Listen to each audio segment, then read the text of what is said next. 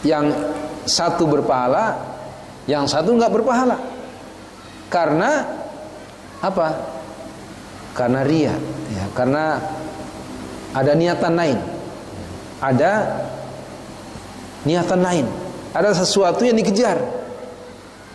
Jadi bukan ikhlas karena Allah Subhanahu wa taala. Tidak ada keikhlasan dalam perbuatan. Rabbi wal Islam dini wa Muhammadan Rasulullah. Bismillahirrahmanirrahim. Assalamualaikum warahmatullahi wabarakatuh.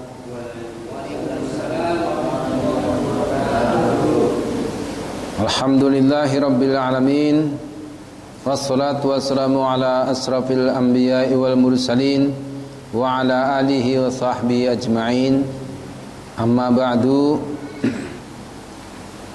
Jamaah sekalian yang dirahmati Allah Subhanahu wa taala, alhamdulillah pada malam ini setelah beberapa waktu yang lalu saya tidak bisa hadir di tempat ini. Malam ini kita bisa jumpa kembali dalam kesempatan yang luar biasa, yang penuh dengan kenikmatan Allah Subhanahu wa taala. Semoga Allah senantiasa menambahkan kenikmatan kepada kita semuanya. Semoga Allah senantiasa melimpahkan kesehatan, baik kesehatan fisik kita maupun kesehatan iman kita. Jemaah yang dirahmati Allah Subhanahu wa taala, pada malam ini kita belajar tentang hadis arba'in, ya, hadis arba'in yang dikumpulkan oleh Imam Nawawi, ya. Jadi Imam Nawawi itu mengumpulkan ada 40 hadis, ya. 40 hadis, karena 40 itu bahasa Arabnya arba'in, ya. Arba'in. Jadi artinya di sini ada 40 hadis yang sahih, ya, yang dikumpulkan oleh Imam Nawawi. Nah, pada hadis yang pertama, ya, hadis yang pertama dalam kitab hadis arba'in ini, ya, maka dia berbicara tentang niat, ya. Berbicara tentang niat, bahwa segala perbuatan itu ditentukan oleh niatnya. Nah, pada suatu saat Rasulullah bersabda, an Amiril Mukminin Abi Hafsin Umar bin Khattab radhiyallahu anhu qala sami'tu Rasulullah sallallahu alaihi wasallam yaqul innamal a'malu binniyat wa innama likulli imri'in ma nawa faman kanat hijratuhu ila Allahi wa rasulihi fa hijratuhu ila Allahi wa rasulihi wa man kanat hijratuhu lidunya yusibuha aw imra'ati yankihuha fa hijratuhu ila ma hajara ilaih. Nah, jadi hadis ini diriwayatkan oleh dua ahli hadis, yaitu Abu Abdullah Muhammad bin Ismail bin Ibrahim bin Mughirah bin Bardizbah Al-Bukhari, jadi Bukhari, dan Abul Husain Muslim bin Al-Hajjaj bin Muslim Al-Kushairi An-Naisaburi, dalam kedua kitab sahihnya yang merupakan kitab hadis yang paling sahih. Nah, jadi bunyi hadisnya seperti ini. An Abi Amiril Mukminin Abi Hafsin Umar ibn Khattab radhiyallahu anhu qala, dari Amiril Mukminin Abi Hafsin, yang dikenal dengan Abi Hafsin, Amirul Mukminin yang dikenal dengan Abi Hafsin. Siapa itu? Umar ibn Khattab. Ya, Umar ibn Khattab itu dikenal dengan Abi Hafsin radhiyallahu anhu qala, dia berkata, sami'tu Rasulullah sallallahu alaihi wasallam yaqul, aku mendengar Rasulullah sallallahu alaihi wasallam bersabda, innamal a'malu binniyat. Sesungguhnya innama hanya saja sesungguhnya amalu, a'mal ini jamak dari amal. Jamak dari amal. Artinya apa? Setiap amal, sesungguhnya setiap amal itu biniat, tergantung pada niatnya. Wa innama likulli imri'in ma nawa. Dan setiap orang akan mendapatkan sesuai dengan apa yang ia niatkan. Wa innama likulli imri'in ma nawa. Jadi setiap seseorang itu akan mendapatkan pahala, ya, mendapatkan apa-apa yang sesuai dengan yang ia niatkan. Faman kanat hijratuhu ilallahi wa rasulih, maka barang siapa hijratuhu, yang hijrahnya ilallahi wa rasulih, karena Allah dan Rasulnya, fa hijratuhu ilallahi wa rasulih, maka hijrahnya itu untuk Allah dan Rasulnya, akan mendapatkan pahala dari Allah dan Rasulnya. Wa man kanat hijratuhu lidunya yusibuha, dan barang siapa yang hijrahnya lidunya yusibuha, karena dunia yang dicarinya, awimro'ati yang kihuha, atau wanita yang hendak dinikahinya, fahijratuhu ila ma hajara ilaih, maka hijrahnya itu akan mendapatkan sesuai dengan apa yang ia niatkan. Jadi siapa yang hijrahnya karena Allah, maka dia mendapatkan pahala dari Allah Subhanahu wa taala. Hijrah itu karena Allah dan Rasulnya. Wa man kanat hijratuhu lidunya yusibuha, dan siapa-siapa yang hijrahnya itu karena mencari dunia, awimro'ati yang kihuha, atau karena wanita yang hendak dinikahinya, fahijratuhu, maka hijrahnya itu ila ma hajara ilaih, akan mendapatkan balasan sesuai dengan apa yang ia niatkan. Nah, ini bunyi hadisnya seperti. Nah, kemudian apa urgensi hadis? Hadis ini sangat penting. Karena apa? Karena menjadi orientasi seluruh hukum di dalam Islam. Nah, ini bisa dilihat dari beberapa pendapat ulama. Yang pertama adalah Abu Dawud berkata, hadis ini merupakan setengah dari ajaran Islam. Jadi kata Abu Dawud, hadis ini merupakan setengah dari ajaran Islam. Kenapa? Karena agama itu bertumpu pada dua hal, sisi lahiriah dan sisi batiniah. Jadi menurut Abu Dawud, hadis tentang niat ini merupakan setengah ajaran Islam, karena agama itu bertumpu pada dua hal, yaitu sisi lahiriah dan sisi batiniah. Kemudian Imam Ahmad dan Imam Syafi'i berkata, hadis ini mencakup sepertiga ilmu. Nah, sepertiga ilmu. Ini kata Imam Ahmad dan Imam Syafi'i. Karena apa? Karena perbuatan manusia itu terkait dengan tiga hal, yaitu hati, lisan, dan anggota badan. Nah, jadi menurut Imam Ahmad dan Imam Syafi'i, hadis ini merupakan sepertiga, mencakup sepertiga ilmu. Sepertiga ilmu, karena perbuatan manusia itu terkait dengan tiga hal, yaitu hati, ya, hati kita, lisan dan anggota badan kita. Sedangkan niat, ya, niat itu merupakan salah satu dari 3 hal tadi, yaitu hati, lisan dan anggota badan. Nah, apa yang terkait dengan niat ini? Yaitu hati. Ya, karena apa? Niat itu ada di dalam hati kita. Mengingat urgensinya ini, maka beberapa ulama itu mengawali berbagai buku dan kitabnya itu dengan hadis ini. Contohnya Imam Bukhari itu menempatkan hadis ini pada hadis yang pertama. Dan Imam Nawawi ini juga menempatkan hadis ini dalam hadis arba'in itu menjadi hadis yang pertama juga.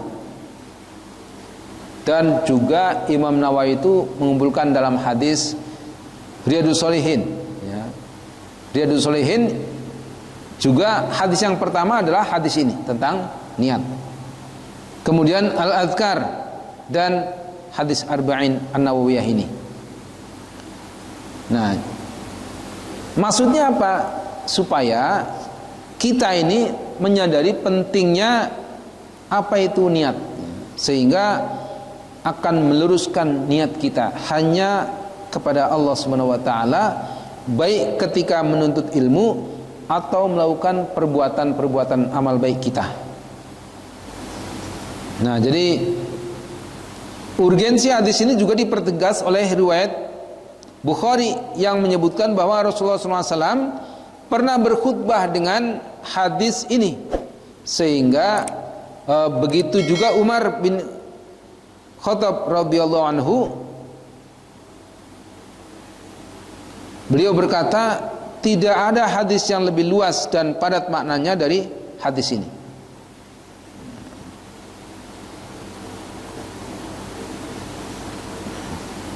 Jadi Rasulullah itu berkhutbah dengan hadis ini, begitu juga Umar bin Khattab. Maka Abu Ubaid berkata, tidak ada hadis yang lebih luas dan padat maknanya dari hadis ini. Itu urgensi dari hadis ini. Jadi kita harus menyadari bahwa niat itu adalah merupakan sesuatu yang sangat penting dalam amal kita. Ya. Jadi keikhlasan amal kita itu ditentukan oleh apa niat di dalam hati kita. Kualitas amal kita ditentukan oleh niatnya. Innamal a'malu binniyat. Sesungguhnya hanya saja, ya. Jadi hadis ini diawali dengan innama. Innama. Dalam Quran juga ada ayat-ayat yang dilalui dengan innama. Nah, apa artinya? Innama itu kalau orang dulu bahasa Indonesianya itu hanya saja. Ya. Hanya saja. Apa maksudnya? Ya. Jadi kalau Allah dan Rasulnya menyebutkan dengan innama, ya, itu menunjukkan bahwa sesuatu hukum atau informasi sesudah kata-kata innama itu ada sesuatu kekhususan. Ya. Jadi innamal a'malu binniyat. Sesungguhnya amal itu tergantung pada niatnya, tidak ada yang lain. Kemudian juga Allah berfirman, innamal mu'minuna ikhwah. Sesungguhnya orang-orang mukmin itu bersaudara. Hanya saja itu penguatan, ya, menguatkan, dan sesudah kata-kata innama itu menunjukkan kekhususan hukum.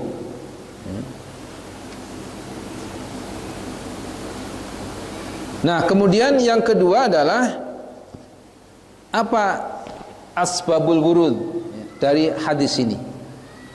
Asbabul wurud artinya apa? Sebab atau latar belakang turunnya hadis ini. Jadi hadis tentang niat ini ada sebab-sebab turunnya. Imam At-Tabrani meriwayatkan dalam Mu'jam Al-Kabir dengan sanad yang bisa dipercaya bahwa Ibnu Mas'ud berkata, Ibnu Mas'ud, ini sahabat Nabi, beliau berkata, di antara kami ada seorang laki-laki yang melamar seorang wanita bernama Ummu Qais. Ummu Qais ya, Ummu Qais. Jadi waktu itu ada seorang laki-laki yang ingin melamar seorang wanita yang bernama Ummu Qais. Tetapi wanita ini nggak mau dilamar karena dia mau berhijrah. Mungkin karena sahabat ini ya tidak mau berhijrah tadinya. Maka melihat wanita ini berhijrah, maka si laki-laki ini juga kemudian berhijrah dari Mekah ke Madinah. Kemudian setelah berhijrah, laki-laki ini kemudian menikahinya, ya, sehingga beliau dijuluki dengan julukan Muhajir Ummu Qais. Ya, Muhajir Ummu Qais, orang yang berhijrah karena Ummu Qais. Ummu Qais ya, Ummu Qais. Sa'id Ibnu Mansur meriwayatkan dalam kitab sunannya dengan sanad sebagaimana syarah Bukhari dan Muslim bahwa Ibnu Mas'ud berkata, siapa yang hijrah untuk mendapatkan kepentingan duniawi, maka pahala yang didapat sebagaimana yang didapat oleh laki-laki yang hijrah untuk menikahi wanita yang bernama Ummu Qais, hingga ia dijuluki Muhajir Ummu Qais. Nah, jadi dalam kitab ini jelaskan bahwa kenapa ya, asbabul wurud dari turunnya hadis ini, kenapa? Karena peristiwa. Jadi ada laki-laki yang ingin menikahi seorang wanita, tapi wanita ini nggak mau dinikahi karena dia akan berhijrah. Ya karena dia keimanannya, ya karena faktor keimanan kepada Allah dan Rasulnya, maka wanita ingin, yaitu Ummu Qais ini berhijrah dari Mekah ke Madinah, ikut berhijrah. Laki-laki ini awalnya nggak mau berhijrah, tapi karena apa istilahnya, kalau orang Jawa bilang cantolan hatinya, ya, cantolan hatinya. Kalau bahasa anak muda sekarang apa ya, pacarnya lah gitu ya. Karena pacarnya rupanya beriman, kemudian berhijrah ya. Ya sebenarnya bukan pacar ya. Ini karena wanita ini kan beriman, nggak pacaran gitu. Ya, tapi ya laki-laki ini mencintai lah. Ya. Laki-laki ini ada menyimpan hati kepada wanita ini. Mau nikahi rupanya nggak mau karena dia mau berhijrah. Maka kemudian laki-laki ini, ya udahlah saya hijrah ke Madinah. Jadi hijrahnya itu bukan karena Allah dan Rasulnya, tetapi hijrah karena Ummu Qais tadi. Maka Rasulullah bersabda, innamal a'malu binniyat. Sesungguhnya amal itu tergantung pada niatnya. Wa innama likulli imri'in ma nawa. Dan setiap amal itu akan diberikan balasan sesuai dengan apa yang dia niatkan. Faman kanat hijratuhu. Nah, jadi kemudian Rasulullah mengatakan faman kanat hijratuhu ilallahi wa rasulih. Siapa yang hijrahnya karena Allah dan Rasulnya, maka dia akan mendapatkan pahala fahijratuhu ilallahi wa rasulih. Maka hijrahnya itu ya karena Allah dan Rasulnya, akan mendapat pahala dari Allah dan Rasulnya. Wa man kanat hijratuhu lidunya yusibuha.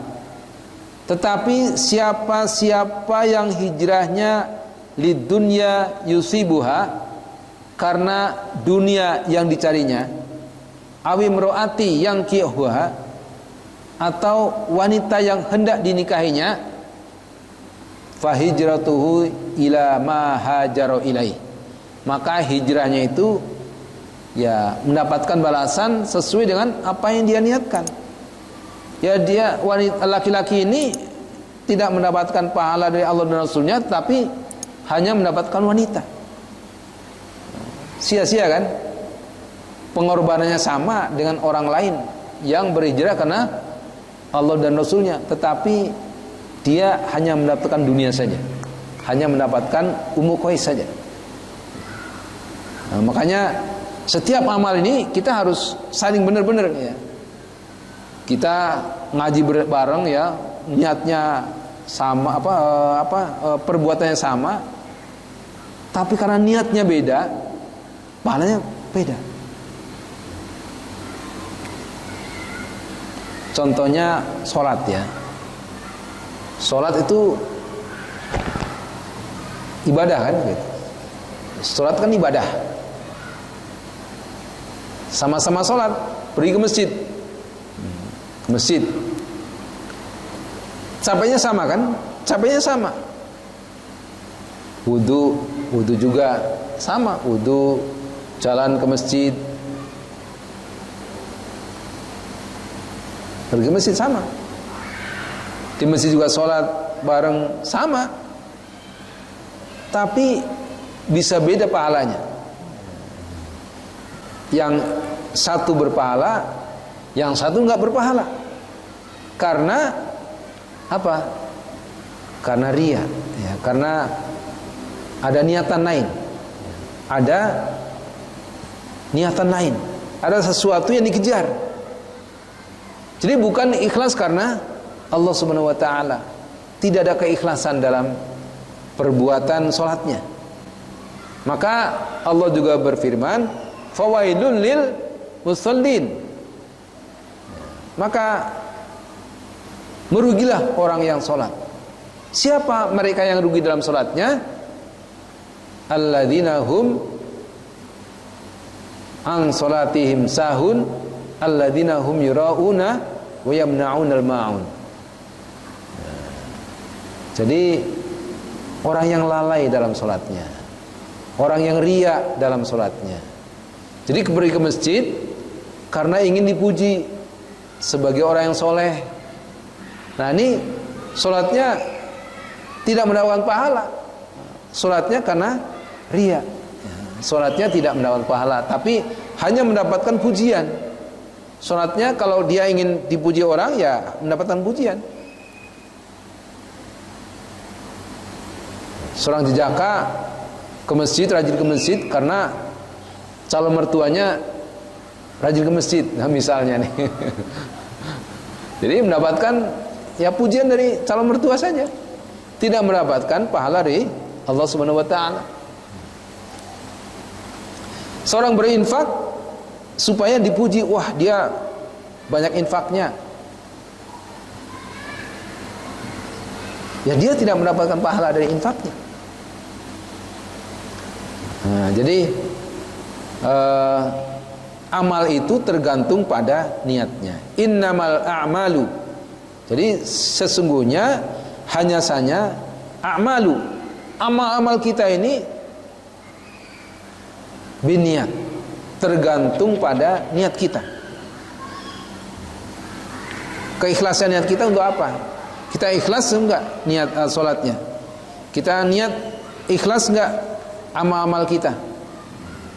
Kita ikhlas enggak berinfak? Kita niat ikhlas enggak sholatnya? Kita ikhlas enggak amal-amal apapun kita lakukan?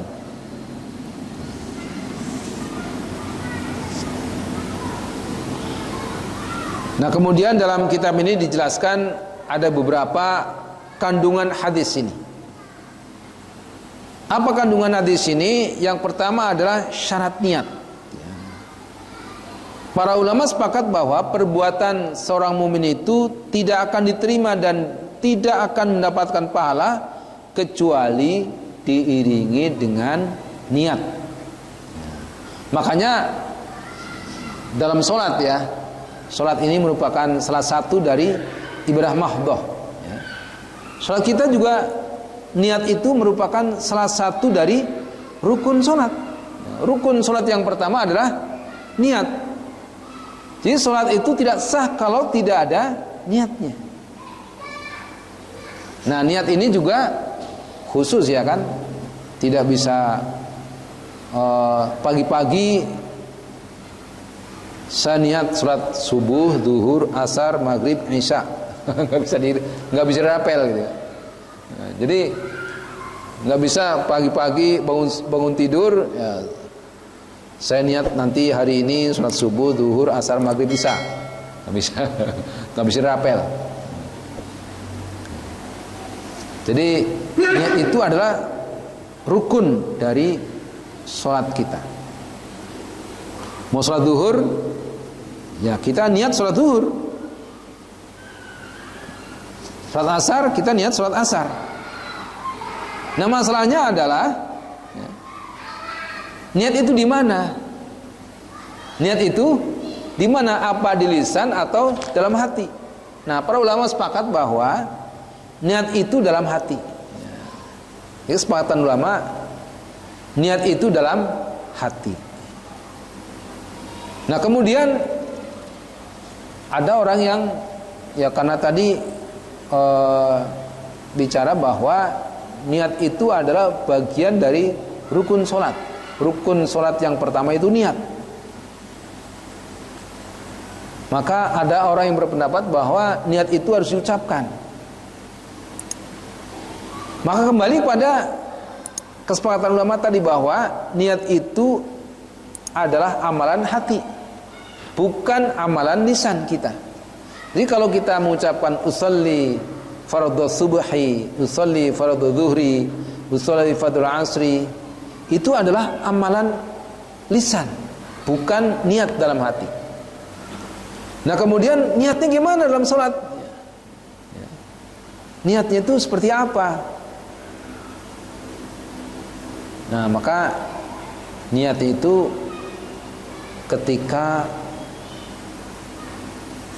kita takbiratul ihram, takbir Allahu Akbar, itu kita dalam hati harus punya niat bahwa saya niat sholat isya, saya niat sholat maghrib, dengan dalam hati, ya dalam hati kita. Allah juga tahu bahwa ya kalau kita sudah berwudu, ya waktu-waktu subuh, ya subuh kita wudu pergi ke masjid, ya Allah sudah tahu ini mesti mau sholat subuh gitu kan, sholat subuh. Kemudian ketika Allahu Akbar, hati kita juga sudah berniat ingin sholat subuh.